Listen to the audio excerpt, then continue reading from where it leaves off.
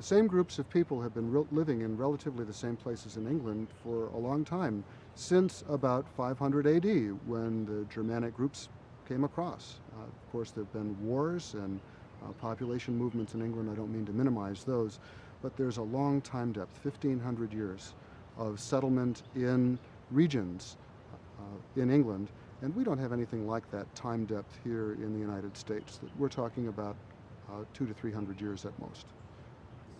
The American Linguistic Atlas Project was started in 1929, and it was survey research to try to find out what American English, as spoken every day by Americans, was like all across the country.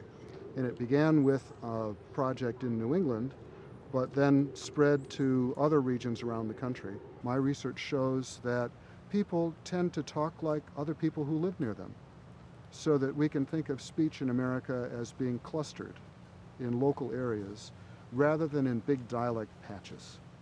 And that this clustering effect is present in vocabulary, it's present in pronunciation, and so it's a different way of looking at language in America.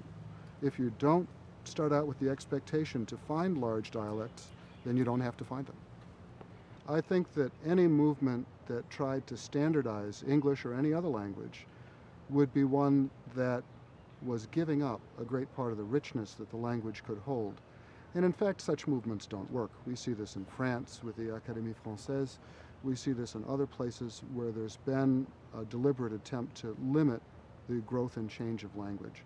English has avoided that over the years, and I hope, even given current political pressures, that we continue to avoid it, because it allows us to keep all of those cultural differences and cultural values that different groups of people can build in a broad country like ours, or in a wide place like England as well. As one of my students once told me, America is not a melting pot where everyone is melted down into some homogeneous entity, but instead a mixing bowl where it's possible to have many different values and many different cultural attitudes embodied and still be American. The difference with African Americans is that they were brought here under power.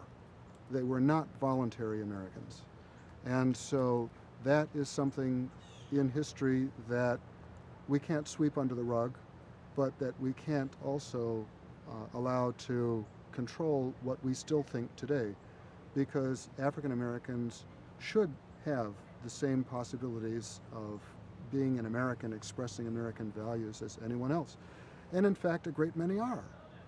That there's a large and growing African American middle class.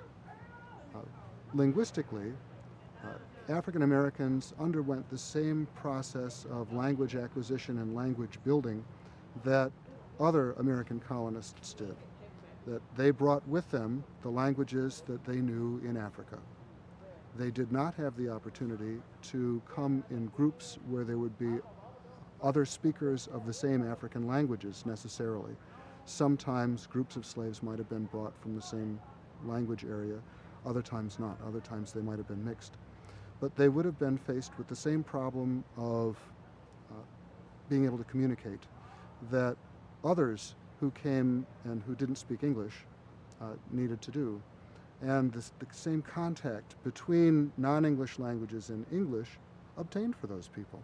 It's interesting today that African Americans are developing a dialect of English, an African American dialect, which is national. It seems to be that African Americans are developing a national marketplace kind of African American English, in the same way that speakers of all kinds, including African Americans, seem to be limiting their regional features in the creation of a national marketplace English. What we can see from the development of English in America, the recent development of English in America in global terms, that we're not going to have one English for everybody, the same as we're not going to have one language for everybody. That thought, something I call with my students the Star Trek syndrome, because on those space shows everybody always seems to talk alike.